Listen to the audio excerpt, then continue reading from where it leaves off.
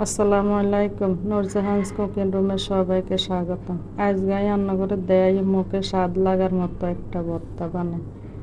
নাই খাকরান কচু নিচ্ছে, আপনারা চাইলে ডোগা আর হাতা দিয়ে করতে নাই, শুধু যে কচি কচি হাতা গুন দিয়ে এই ভর্তা করি।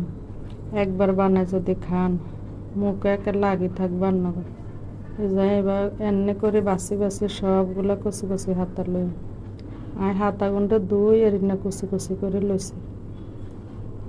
নায়ক কড়াইয়ের মধ্যে 4 শুকনো মরিচ দিছে, দিয়ে একখানা হালকা ভাজি লই। এগুলো একখানা হালকা ভাজা হয়ে গেছে। নাই কিছু রসুন চুলি দিয়ে দিছে, এগুনটা একখানা হালকা করে ভাজি লই। এটিয়ে হালকা ভাজা হয়েছে, অনেক মুঠ হেঁচ দিয়ে দিই। হেঁচ গুনটা হালকা করে একটু ভাজে নিই। এটিতে তেলের দেওয়ান লাগতো না, কিন্তু শুকনা খোলার মধ্যে ভাজলে ভর্তার স্বাদ ভালো। এখানে ভাজা হয়ে গেছে, অনেক কালো জিরা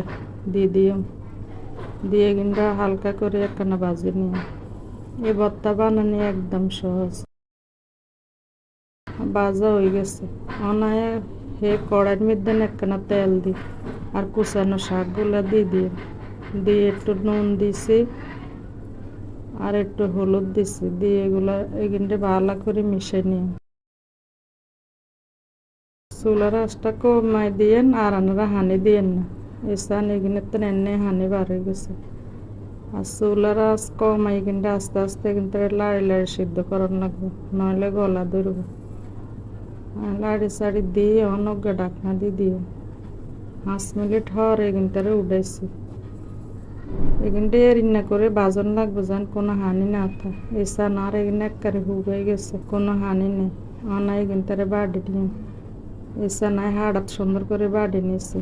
একবার বানাই খাই চাই, এত মজা। খুদের ভাতের লগে তো আরো হওয়ার লাগে।